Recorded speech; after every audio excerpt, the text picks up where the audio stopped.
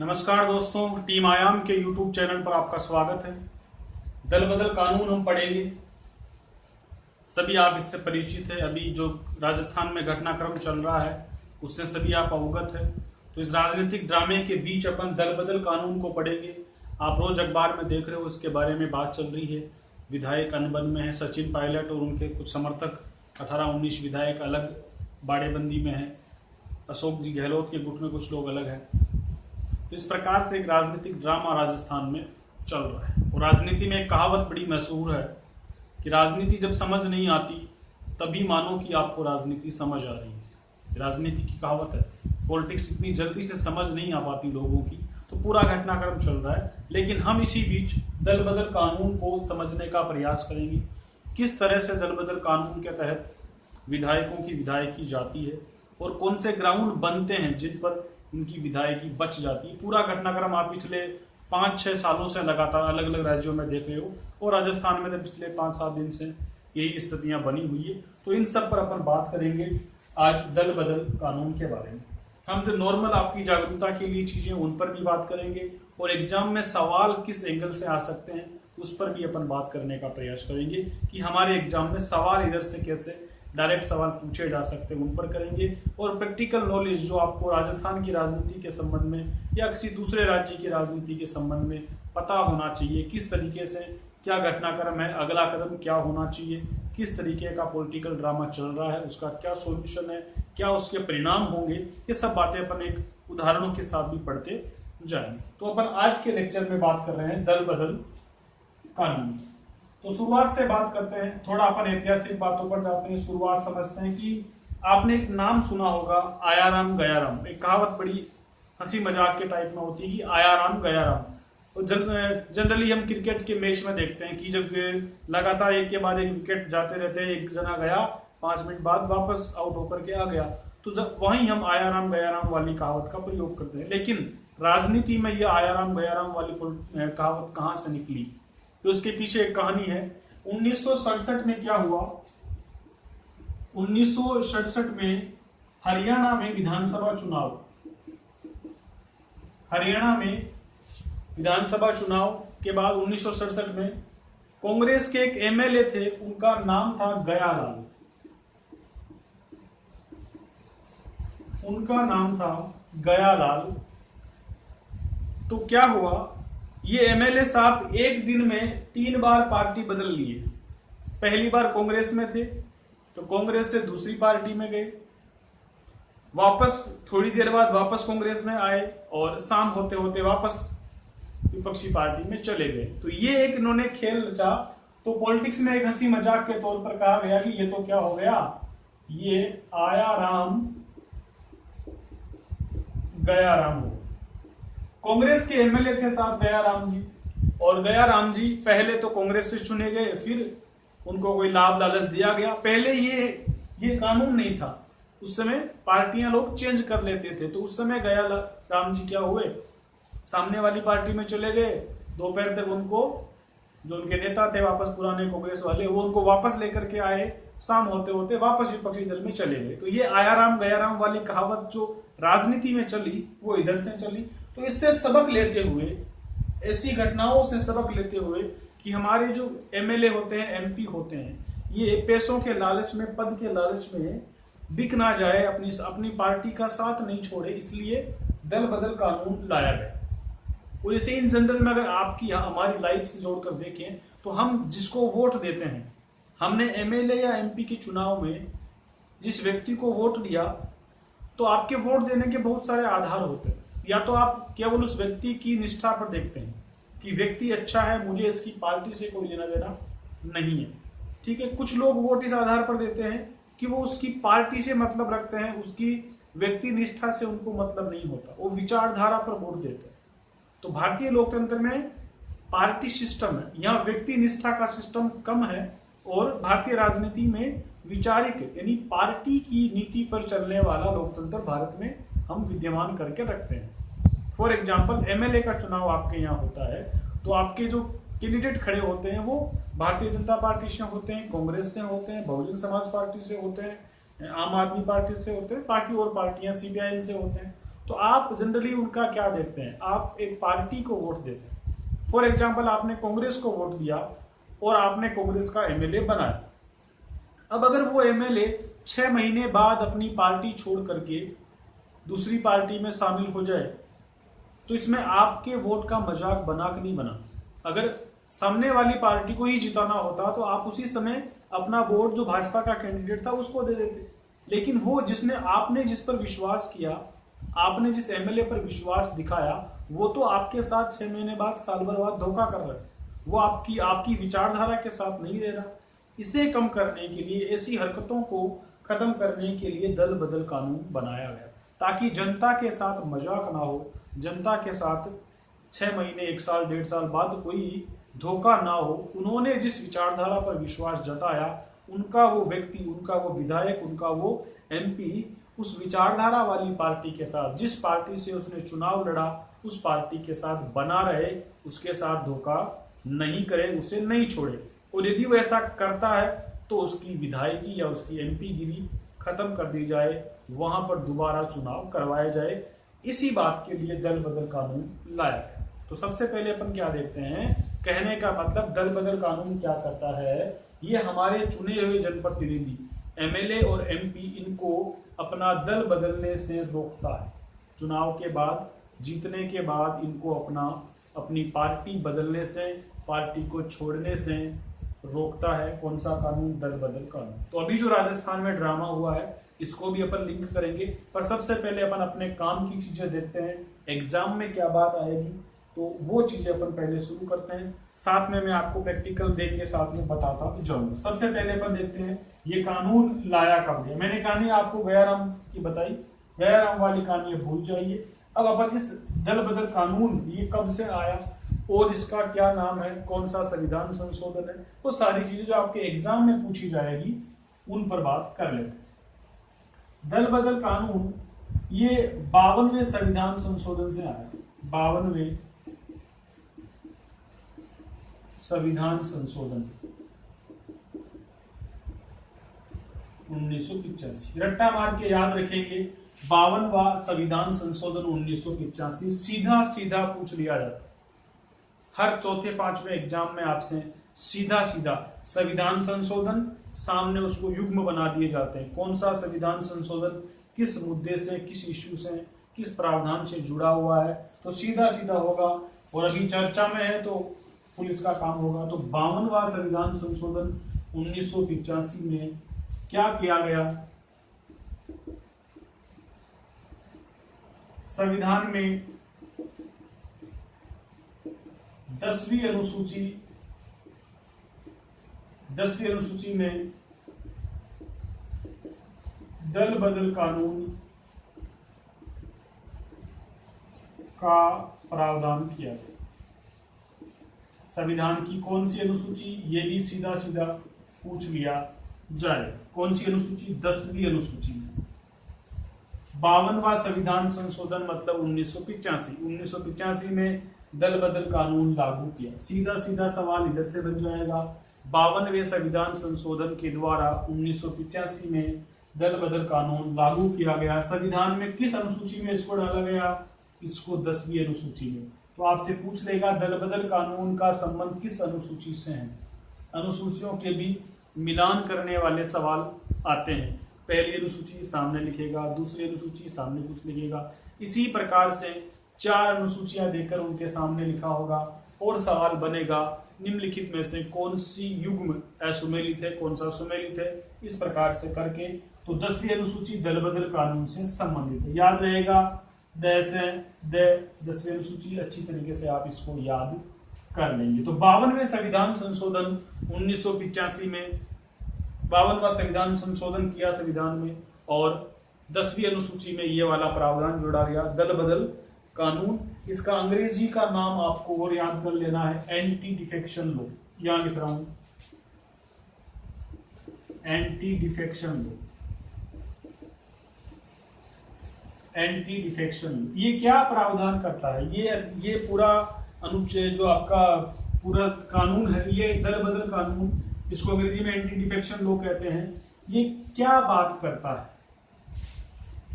तो मैं लिखा रहा हूं आपको, ये कानून चुनाव बाद विधायक या सांसद को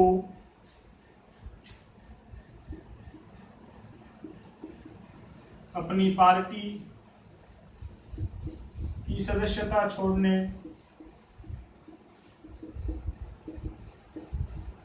या पार्टी का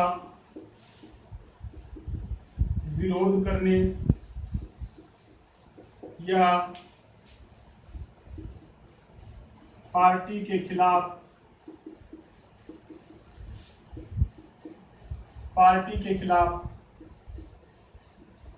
सदन में वोट देने या पार्टी के खिलाफ सदन में पार्टी का यानी कि सदन में, ये ध्यान रखिएगा, अभी बाद में काम आएगा आपके, सदन में याद रखिएगा, ठीक है। ये इसी तरह पार्टी की मेंबरशिप छोड़ने या पार्टी का सदन में विरोध करने या पार्टी के खिलाफ सदन में वोट देने से रोकता है। साधारण सी बात देखिए, यह कानून चुनाव के बाद, जब आपने जिसको वोट दिया वो एमएलए बन जाएगा या एमपी को वोट दिया, चुनाव के बाद विधायक या सांसद को अपनी पार्टी की सदस्यता छोड़ने या पार्टी का सदन में, इस बात को लिखिएगा, सदन में विरोध करने या पार्टी के खिलाफ सदन में वोट देने से रोकता है। अगर वो अपने मन से, इसको यहां पर वॉलेंटरली लिखेंगे, पार्टी की अपनी स्वेच्छा से पार्टी की सदस्यता छोड़ने या सदन में पार्टी का विरोध करने या जो वोटिंग की बारी आती है सदन में, वहां पर पार्टी के विप के विरुद्ध जाता है, पार्टी के आदेश के विरुद्ध जाता है, पार्टी के खिलाफ वोटिंग करता है, तो ऐसी स्थिति में उसको ऐसा करने से रोकता है कि वो ऐसा नहीं करेगा। यदि वो ऐसा करता है तो उसकी मेंबरशिप रद्द हो जाएगी, उसकी विधायकगिरी चली जाएगी। यदि वह ऐसा करता है तो उसकी विधायक या सांसद की सदस्यता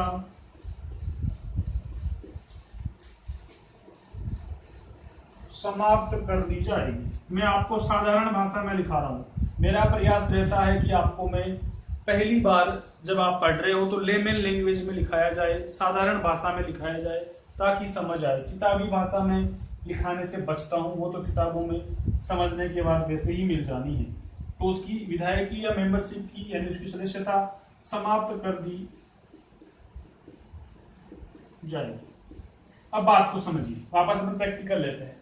फॉर एग्जाम्पल, आपका कोई भी कॉन्स्टिट्यूएंसी है जहां से आपके एमएलए बने हैं, आपका लोकसभा क्षेत्र है जहां से आपने एमपी चुना, आपके जो विधायक साहब है वो जीतने के बाद अपनी पार्टी से स्वेच्छा से सदस्यता नहीं छोड़ सकते। पार्टी निकाले अलग बात है, खुद अपने मन से जिस पार्टी से वो चुनाव लड़े हैं उस पार्टी की मेंबरशिप नहीं छोड़ सकते। फॉर एग्जाम्पल, आपके विधानसभा क्षेत्र से जो एमएलए हैं वो मान लीजिए कांग्रेस के हैं, ठीक है। 6 महीने बाद वो घोषणा करे, माइक लेकर मीडिया के सामने आकर के बोले मैं कांग्रेस की मेंबरशिप छोड़ता हूं, मैं कांग्रेस पार्टी से इस्तीफा देता हूं, मुझे कांग्रेस का मेंबर नहीं रहना। तो ऐसा वो नहीं कर सकते। ऐसा अगर वो कर देते हैं तो उनकी एमएलए गिरी चली जाएगी, आपके इलाके में 6 महीने में दोबारा चुनाव होंगे। कहने का मतलब वो पार्टी की मेंबरशिप नहीं छोड़ सकते, खुद नहीं छोड़ सकते, पार्टी निकाले अलग मैटर है, ठीक है। दूसरा कौन सा, पार्टी का सदन में विरोध करें। सदन मतलब विधानसभा के अंदर या एमपी है तो लोकसभा के अंदर, ठीक है। सदन के अंदर पार्टी का विरोध करते हैं, पार्टी ने जो कहा उसके खिलाफ बोलते हैं। अगर पार्टी की विरोध करते हैं, विरोधी गतिविधियां करते हैं सदन के अंदर, तब उनको पार्टी से जो उनका मेंबरशिप है विधायकी का वो उसमें परेशानी होगी। जो ज्यादा काम में आता है, जो सबसे खतरनाक वाला है, ये है पार्टी के खिलाफ सदन में वोट देने से। अब यदि मानो कांग्रेस के एमएलए हैं, आपके एमएलए साहब, उनको कांग्रेस ने टिकट दिया, कांग्रेस से चुनाव लड़े, आपने भी उनको कांग्रेस की विचारधारा के कारण वोट दिया, अब वो विधायक बनकर के चले गए विधानसभा में, वहां मान लो कोई बिल है, किसी विवाद पर सदन के अंदर वोटिंग हो रही है, क्योंकि मैंने आपको बताया कि सदन में मुद्दों को सुलझाने के लिए या फिर सरकार अगर अधरजूल में हो तो विधायक गिने जाते हैं, वोटिंग होती है, भाई कौन किसके पक्ष में है। तो वहां क्या होता है, वहां प्रत्येक पार्टी एक व्हिप जारी करता है। व्हिप का मतलब क्या होता है, आदेश टाइप मान लो आप, ठीक है, व्हिप होता है, इसको व्हिप ही बोलते हैं, हिंदी नाम इसका कोई नहीं निकाला, इसको हिंदी में भी व्हिप बोलते हैं, ये वाला व्हिप, ठीक है। तो प्रत्येक पार्टी, प्रत्येक राजनीतिक दल अपने सदस्यों को एक व्हिप जारी करता है। उस व्हिप का मतलब होता है कि जो आदेश आपको सदन में जो करने के लिए बोला गया है पार्टी के मैनेजमेंट ने, वो आपको करना है, ठीक है।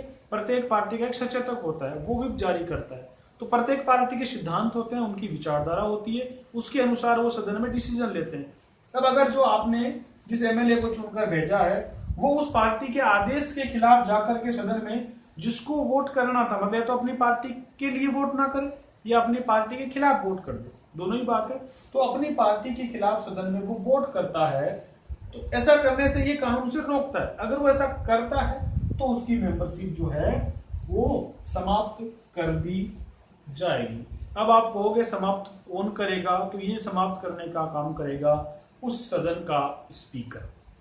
विधानसभा में है तो विधानसभा का स्पीकर करेगा, और लोकसभा में है तो लोकसभा का स्पीकर करेगा, ठीक है। राज्यसभा में है तो राज्यसभा के उपसभापति साहब उसको जो है वहां के स्पीकर होंगे, वो उसको करेंगे। तो सदस्यता रद्द करने का, सदस्यता रद्द कौन करेगा, स्पीकर, ठीक है। सदन का स्पीकर जो होगा वो उनकी मेंबरशिप रद्द करेगा, यही इसी का आदेश अंतिम होगा, स्पीकर का आदेश ही अंतिम होगा, स्पीकर का आदेश अंतिम होगा, ये बात याद करना। अब देखो वही वापस लेते हैं एग्जांपल, आपके एमएलए साहब आपके वोट से जीत करके गए, वहां जाकर उन्होंने पार्टी छोड़ दी या फिर दूसरी पार्टी में जाकर के मिल गए, अपनी पार्टी की खिलाफत कर दी, ऐसे हालात में उनकी मेंबरशिप जाएगी, उनको विधायकी से हाथ गंवाना पड़ेगा, उनकी मेंबरशिप खत्म हो गई। तो वो ये काम करने का, जो उनकी मेंबरशिप रद्द करने का आदेश होगा, वो कौन पारित करेंगे, स्पीकर करेंगे। इस बात को याद रखिएगा, मुख्यमंत्री भी नहीं करेंगे, राज्यपाल भी नहीं करेंगे, राष्ट्रपति भी नहीं करेंगे, पीएम वगैरह कोई नहीं करेगा, स्पीकर साहब उनकी मेंबरशिप को रद्द करेंगे। ये बात आपको यहाँ समझनी है, ठीक है। इससे क्या हुआ, ये जो कानून लागू हुआ ना, इस कानून से संविधान के 4 अनुच्छेद में परिवर्तन हुआ, 4 अनुच्छेदों में संशोधन हुआ। कौन कौन से 4 अनुच्छेद है वो याद करिए।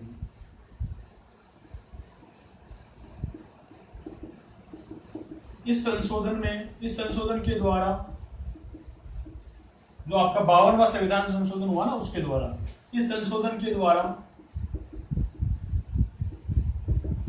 संविधान के 4 अनुच्छेदों में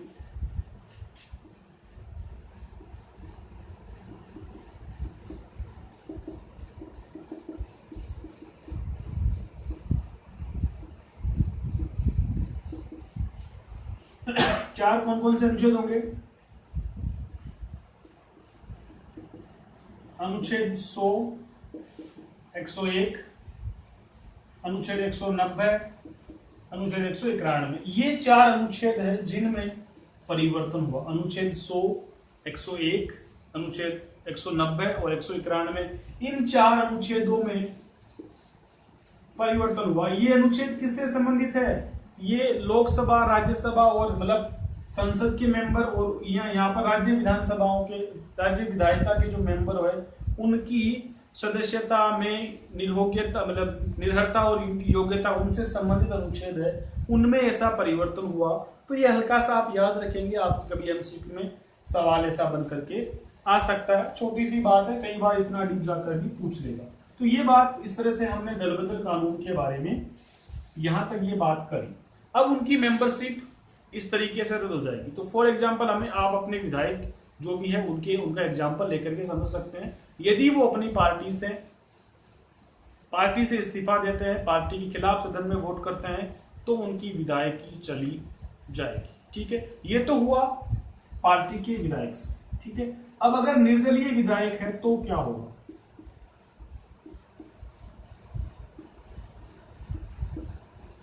अगर भाई आपके इलाके में मान लो आपके एमएलए साहब कांग्रेस के हैं, तो अगर वो भाजपा में चले जाते हैं, मेंबरशिप रद्द। ठीक है, उन्हें कांग्रेस पार्टी ने सदन में भाई इस मामले पर हमें इस जगह वोट करना है, अगर वो ऐसा नहीं करते हैं, भाजपा को वोट दे देते हैं, तो उनकी मेंबरशिप रद्द। अगर वो खुद कांग्रेस छोड़ देते हैं तो ऑटोमेटिक रद्द।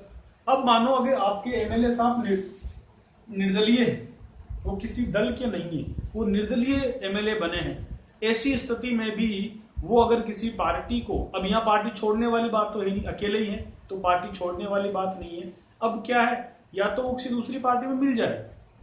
अगर आपके एमएलए साहब निर्दलीय हैं और वो किसी पार्टी में मिल जाते हैं, तब भी मेंबरशिप क्या होगी? यदि किसी पार्टी में मिल जाए, चुनाव के बाद, जीतने के बाद पार्टी में मिल जाए, तो उनकी मेंबरशिप रद्द हो जाए। क्योंकि देखो भाई सीधी सी बात है, मेन मकसद क्या है? लोगों की भावना का सम्मान करना। लोगों ने आपको वोट क्यों दिया?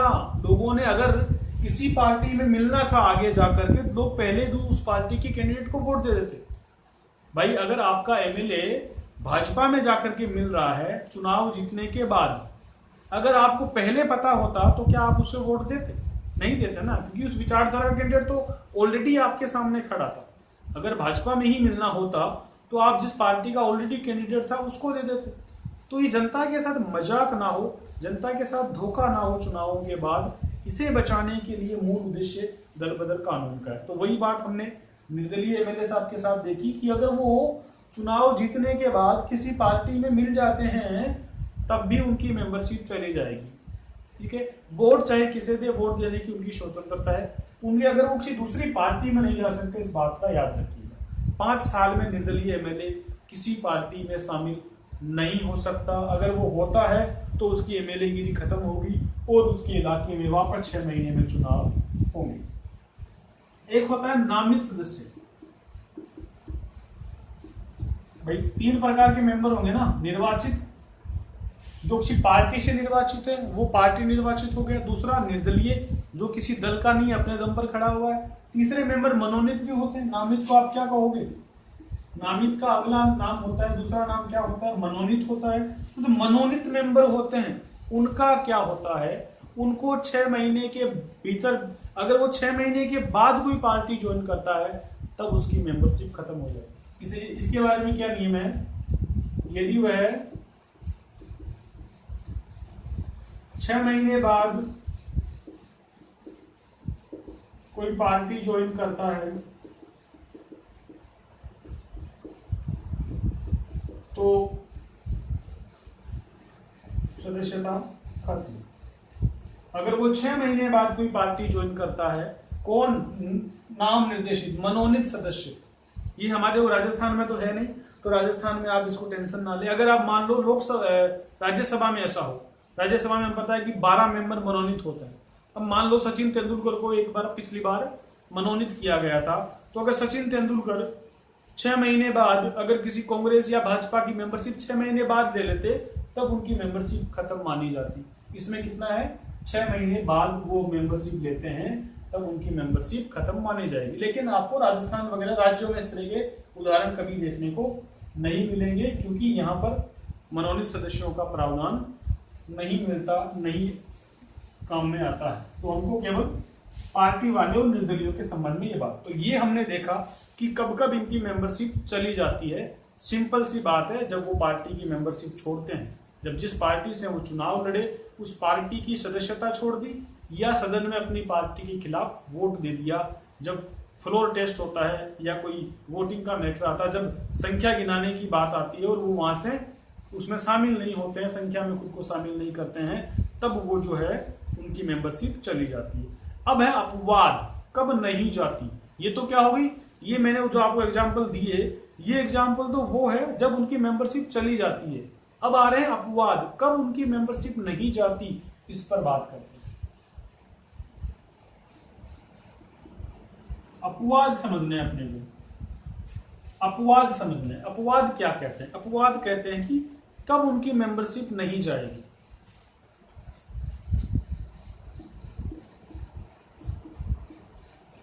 विधायक या सांसद की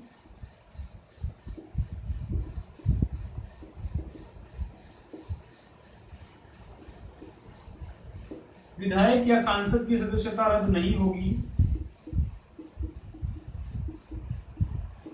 यदि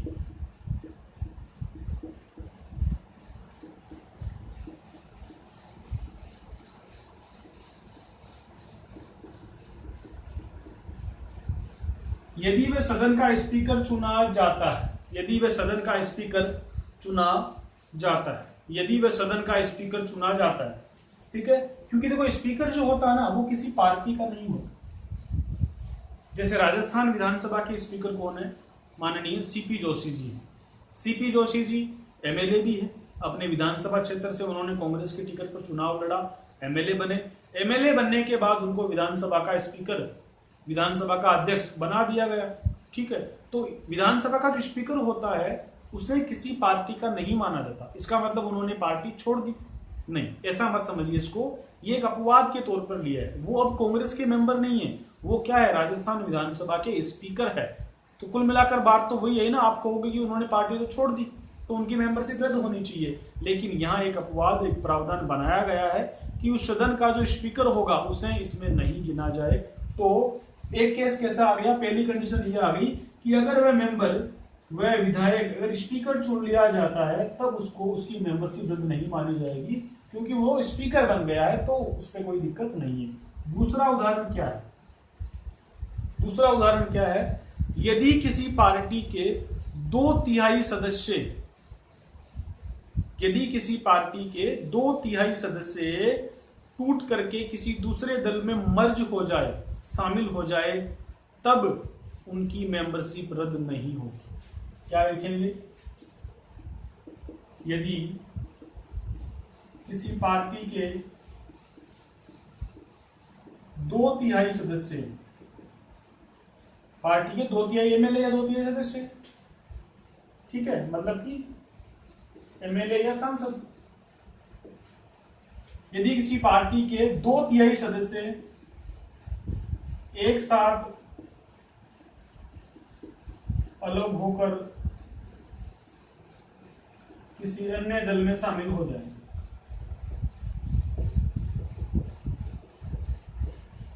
किसी अन्य दल में शामिल हो जाए, तो सदस्यता रद्द नहीं होगी। ये पॉइंट सबसे याद रखने वाले, यही गड़बड़ होती है। 2/3 सदस्य बहुत बड़ी संख्या होती है। 2/3 सदस्य, अगर आपके जो जिस पार्टी के एमएलए हैं, अगर उनमें से 2/3 सदस्य अलग होकर के, अपनी पार्टी से अलग होकर के दूसरे दल में शामिल हो जाएं, तब उनकी मेंबरशिप रद्द नहीं होगी, वो एमएलए बने रहेंगे और उनको पार्टी से अलग मान लिया जाएगा। क्योंकि 2/3 बहुत होते हैं, इसका मतलब कि मेजोरिटी जो है वो पार्टी की विचारधारा के साथ नहीं है। वहां पर एक अपवाद, ये एक ही अपवाद मान लो आप, तो विशेष रूप से यही एक अपवाद है जो एमएलए गिरी जाने से बचा सकता है, क्योंकि ये तो ऑटोमेटिक है, स्पीकर बन गया तो कोई दिक्कत ही नहीं है। यही वाला आपको सबसे अच्छे तरीके से याद रखना है।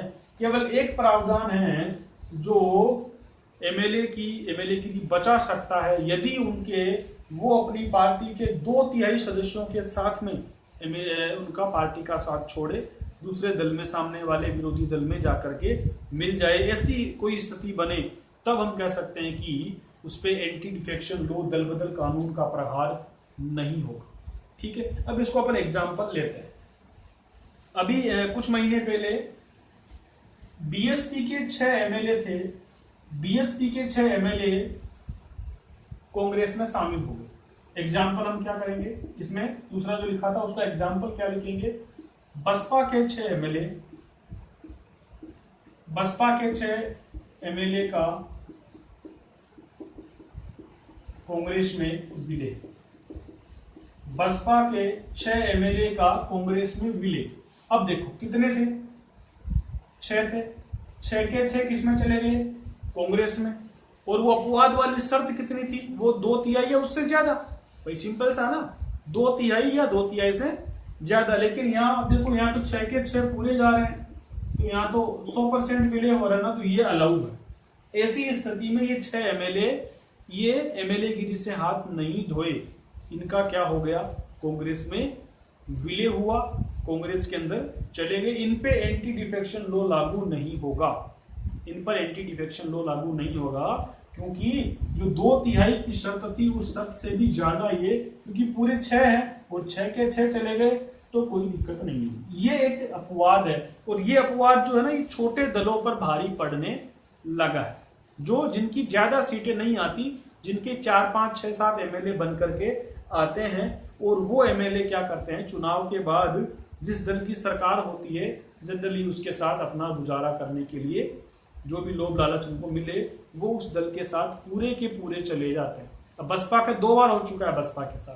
पिछली बार जो गहलोत जी की सरकार थी 2008 के समय, उस समय भी सेम कंडीशन, ऐसा ही कुछ हुआ। उस समय भी बसपा के पूरे के, उसमें भी 6 एमएलए थे, 6 के 6 कांग्रेस सरकार में कांग्रेस पार्टी के साथ चले गए थे। और इस साल भी, इस बार जो सरकार बनी उसके अंदर भी 6 के 6 एमएलए कांग्रेस में चले गए हैं। अब इनके ऊपर, अब आप तो कहोगे कि इन्होंने पार्टी छोड़ दी, दूसरी पार्टी ज्वाइन कर ली, लेकिन वो अपवाद इनको बचा गया। कौन सा, 2/3 प्लस, यानी कि 2/3 से ज्यादा किसी दल के सदस्य अगर दूसरे दल में विलय कर ले, मर्ज कर ले, विलय कर ले, शामिल हो जाए, तो दल बदल कानून की चोट उन पर नहीं लगेगी। यहाँ कितने हैं, 6 है, तो 6 का 2/3 कितना होता है,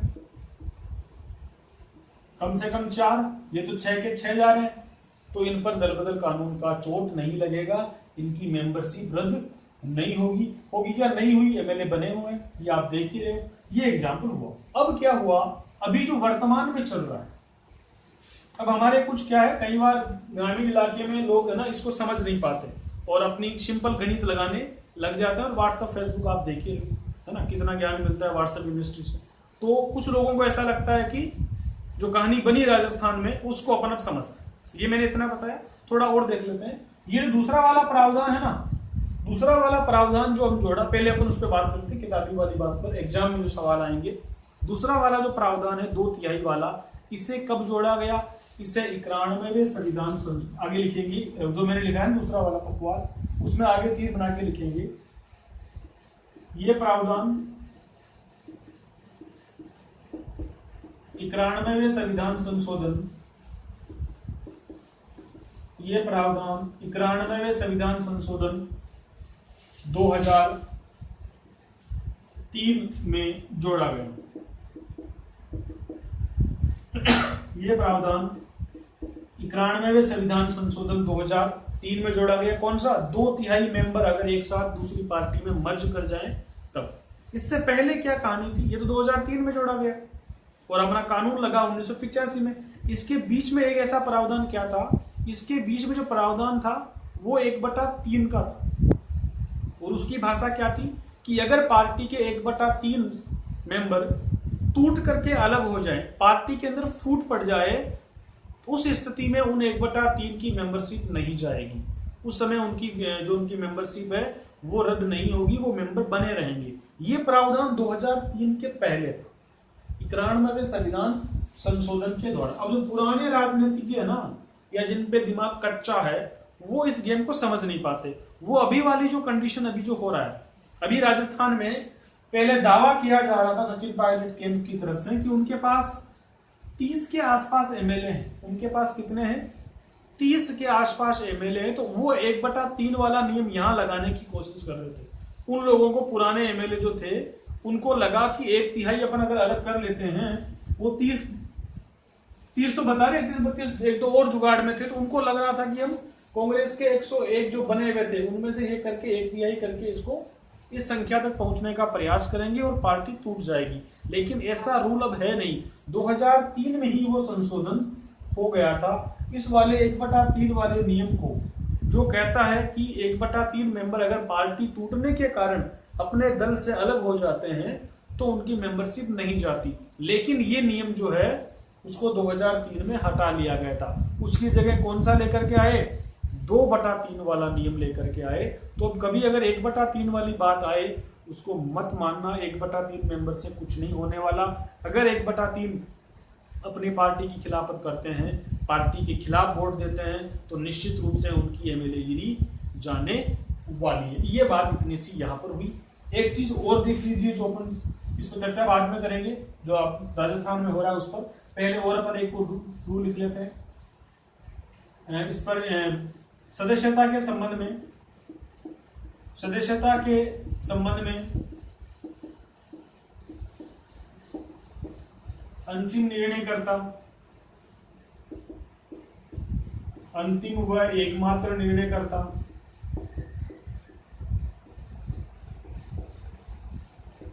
एकमात्र निर्णयकर्ता अंतिम व एकमात्र निर्णयकर्ता सदन का स्पीकर होता है।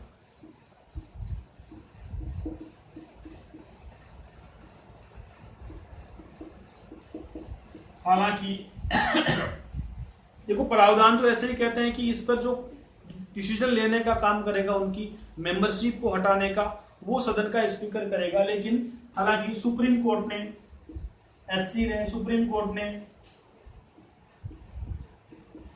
किहोतो होलोहन केस में कहा कि स्पीकर के फैसले को कोर्ट में चुनौती दी जा सकती है। इसका मतलब कि वो एकमात्र नहीं, अंतिम वो एकमात्र नहीं, अगर वो गलती करता है तो उसके फैसले को कोर्ट में चुनौती दी जा सकती है।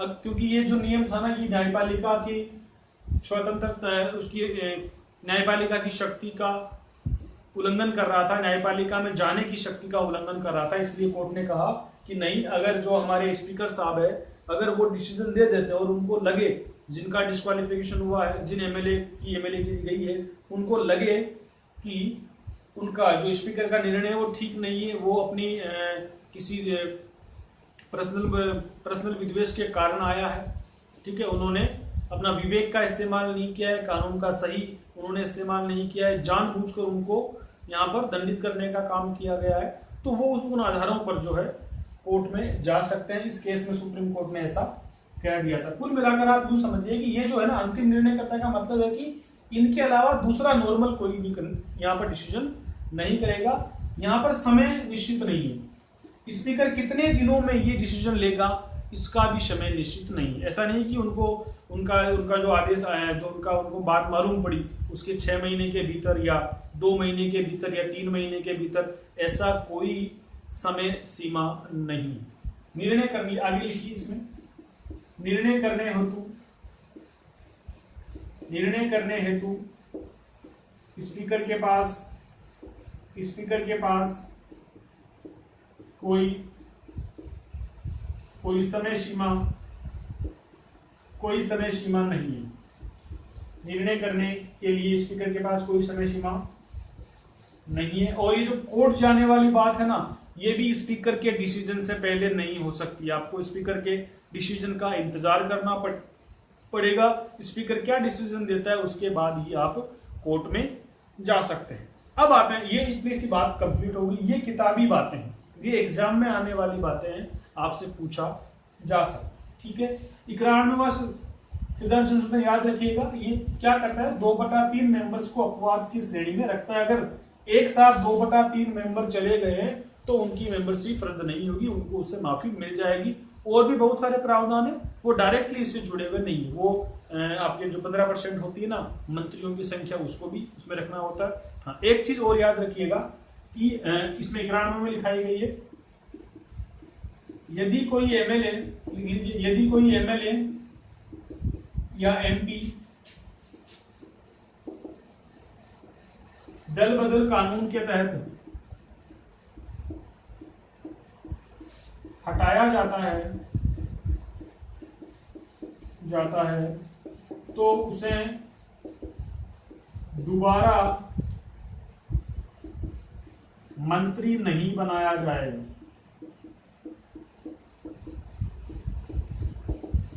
हो क्या रहा था कि ये जो एमएलए एमपी कई बार दल बदल करते थे ना, तो दल बदल का शिकार तो हो जाते थे, मेंबरशिप चली गई। वो उन लोगों को कई बार क्या है, उनका दल बदल कानून लगने के बाद वो दोबारा उनको मंत्री पद दे दिया जाता था दूसरी पार्टी के द्वारा, सामने वाली पार्टी के द्वारा। तो इसे भी इस 91वें संविधान संशोधन के द्वारा 2003 में इसे भी रोक लगा दी, ताकि उनको दोबारा मंत्री पद नहीं दिया जाए। इस बात को भी आप हल्का सा याद रखेंगे। अब देखते हैं राजस्थान वाली स्थिति। राजस्थान में क्या हुआ उसको अपन देखते हैं। राजस्थान में चुनाव हुए, चुनाव के बाद रिजल्ट आया। रिजल्ट में कांग्रेस के पास एमएलए कितने, 101 बन गए। फाइनली कांग्रेस के एमएलए जो अलवर की सीट थी उस पर चुनाव का परिणाम बाद में आया, उसका चुनाव बाद में हुआ। कुल मिलाकर कांग्रेस के पास एमएलए कितने, 101 बचे। भाजपा के पास कितने, 72 हो गए। और आरएलपी जो हनुमान बेनीवाल की पार्टी है उसके पास कितने बचे, 3। एक बीटीपी नाम की पार्टी है, ठीक है, उसके पास 2 बचे थे।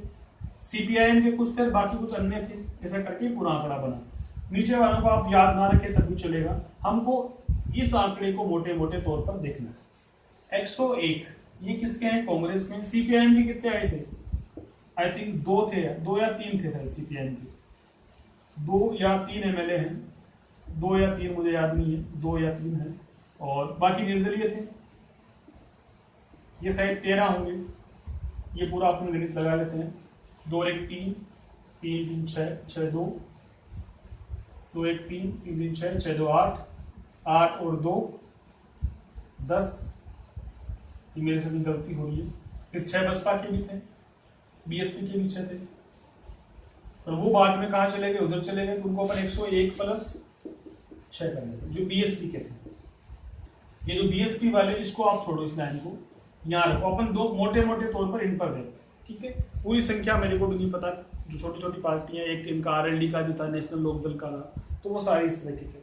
101 प्लस 6 ये संख्या बनी 107, क्योंकि बीएसपी वाले 6 यहाँ पर शामिल हो गए। तो वर्तमान में कांग्रेस के खुद के कितने हुए, इतने हो गए, ठीक है। भाजपा के खुद के कितने, 72। बाकी सबको छोटी छोटी वाली पार्टी है, कोई टेंशन वाली बात नहीं। यहां पर कांग्रेस के पास कितने, 107। अब अगर सचिन पायलट गुट बगावत करे, सचिन पायलट गुट जो अभी चल रहा है, अगर वो बाहर जाए और जब फ्लोर टेस्ट होगा विधानसभा में, जब भी हो फ्लोर टेस्ट में अगर सचिन पायलट के वो उनके समय जो 19 एमएलए हैं, वो अगर उस फ्लोर टेस्ट में कांग्रेस के साथ नहीं आए, तो इन 19 एमएलए की मेंबरशिप रद्द हो जाएगी। क्योंकि ये 107 का 2/3 तो नहीं, इतना हम जानते हैं भाई। 107 का 2/3 कब होगा, 107 का 2/3 कब होगा,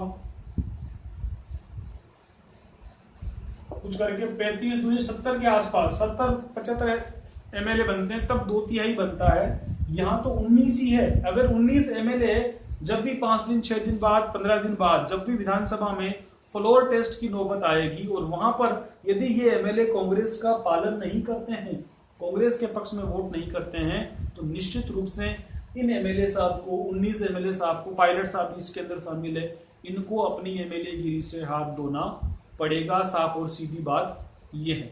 अभी क्या हुआ है, अभी जो मैटर चल रहा है 2-3 दिन में, इसमें क्या हुआ है, इस मुद्दे में क्या हुआ, विधानसभा अध्यक्ष जी ने उनको नोटिस जारी कर दिया है। क्योंकि वो एमएलए की जो विधायक दल की कांग्रेस की बैठक हुई थी, उसमें उस व्हिप का पालन उन्होंने नहीं किया था। लेकिन इससे कुछ होने वाला नहीं, क्योंकि ये आउटसाइड है।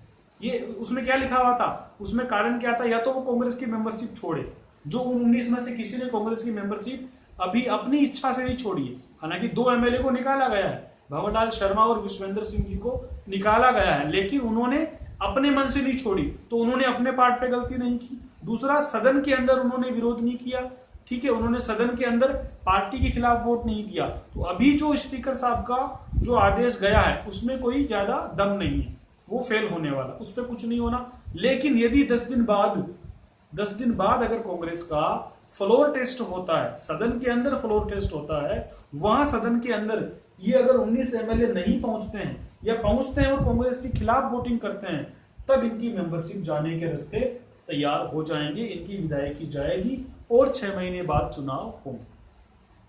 अब मान लो ये 6 एमएलए चले गए, ये 19 एमएलए चले गए, ठीक है। एक और मान लो, एक और जुड़ गया इनका साथी, अब ये 20 एमएलए चले गए, ये चले गए, इन्होंने पार्टी छोड़ दी, कितने बचे पीछे एमएलए? 180। फिर जब बहुमत की बात आएगी, वो बहुमत की बात अब देखो, साधारण बहुमत कितना है राजस्थान का? साधारण बहुमत कितना होता है राजस्थान का? 101।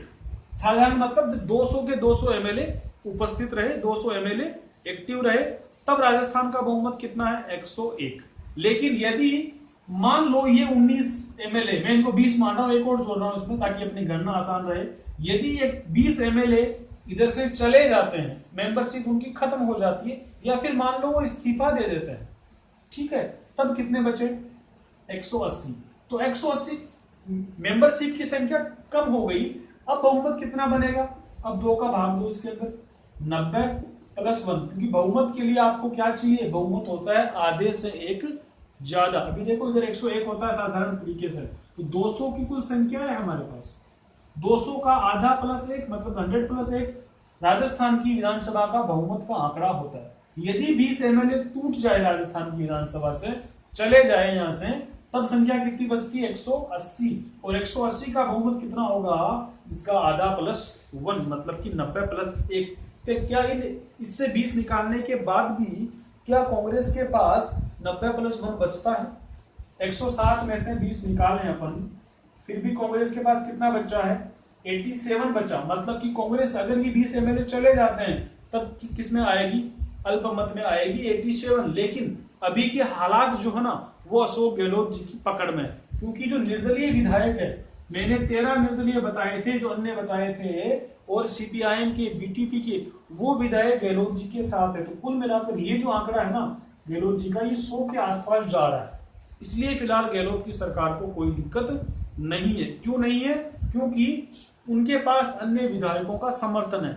अब क्या होगा यदि फ्लोर टेस्ट वाले दिन कोई खेल हो जाए और ये जो 13 निर्दलीय हैं, इनको भाजपा अपने साथ कर ले, सीपीआईएम के जो एमएलए हैं उनको भाजपा अपने साथ कर ले, या फिर जो बीटीपी वाले एमएलए हैं, दूसरी पार्टियों के छोटे दलों के जो एमएलए हैं, जो निर्दलीय एमएलए हैं, उनको भाजपा अपने समर्थन में ले आए।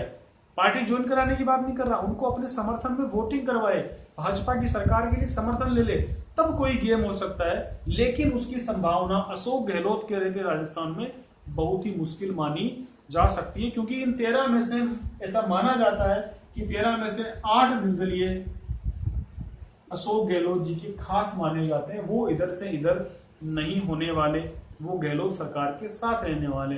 तो अभी के हालातों से गहलोत सरकार सेफ है। अगर यहां 19 ना हो करके ये संख्या कहीं ना कहीं 30-35 के आसपास चली जाए, अब फॉर एग्जांपल अपन माने जो 30 एमएलए का दावा था पायलट ग्रुप से, अगर ये एमएलए की संख्या यहां पर 30 हो जाए, 30 एमएलए चले जाए, तब क्या स्थिति बनी? अगर 30 एमएलए चले जाए तो मेंबरशिप कितने पर आकर रुकी? 170 पर। 170 का बहुमत कितना होता है? लगाएं 2 का भाग, 2 का भाग गया, कितना आया? 85। ठीक है, 85 + 1 मतलब 86 मेंबर आपको चाहिए। ठीक है, कम कितने करने अपने को? 107 में से, अभी 107 है ना कांग्रेस के पास, 107 में से 30 कम करो, कितने पर आ गई? फिर कट ऑफ इनकी आएगी 77 पर। अब देखो फिर भाजपा के पास कितने बचेंगे? 72 + 3 हनुमान जी वाले 75। फिर भाजपा को केवल 2 और चाहिए। ठीक है, फिर भाजपा को कितने, मतलब क्या नाम, कितने चाहिए? क्या नाम, 75 तो हो गए। फिर भाजपा को 86 का आंकड़ा पूरा करना है। फिर भाजपा अगर उन निर्दलियों से और छोटी वाली पार्टियों से विधायक लेकर के इस आंकड़े तक पहुंचे, तब कहीं सरकार टूटने का काम हो। तो कुल मिलाकर मेरा जो कहना है, इस गहलोत सरकार का अभी फिलहाल की स्थितियों में इधर उधर होने का कोई चांस नहीं है, क्योंकि 30-35 के आसपास कम से कम इनको विधायक तोड़ने पड़ेंगे। और ये विधायक अगर टूटेंगे, ये अगर जाएंगे, तो इनकी मेंबरशिप जाएगी, यहाँ 6 महीने में दोबारा चुनाव, जिन जिन विधायकों ने जाने का फैसला किया है, जो जो पार्टी के खिलाफ जा रहे हैं, और फ्लोर टेस्ट अगर होता है, उस फ्लोर टेस्ट में अगर ये विधायक वोट नहीं देते हैं कांग्रेस के पक्ष में, तो इनकी मेंबरशिप जाना तय है। लेकिन एक अमित शाह टाइप एक नया फार्मूला भी निकल करके सामने आया है। अमित शाह जी, जो उनकी पॉलिटिक्स है, वो क्या करते हैं, अमित शाह क्या करवाते हैं, उन्होंने जो कर्नाटक में करवाया, जो मध्य प्रदेश में हुआ, ये पार्टी की मेंबरशिप ना छुड़वा करके एमएलए से अपनी एमएलए गिरी से इस्तीफा दिलवा देते हैं। और विधायकी से इस्तीफा देने का मतलब है पार्टी से इस्तीफा नहीं है, वो पार्टी के साथ बने रहने की कोशिश तो करते हैं, मतलब पार्टी का इशू छोड़ करके अपनी एमएलए गिरी छोड़ देते हैं, अपने स्व विवेक से, अपनी स्व इच्छा से विधायकी से इस्तीफा देते हैं, कोई भी कारण बता करके। अगर ऐसा करता है कोई एमएलए, तब उसकी एमएलए गिरी उस दल बदल कानून के तहत नहीं जाती है। साधारण तरीका होता है इस्तीफा देकर पार्टी छोड़ो, मतलब इस्तीफा देना।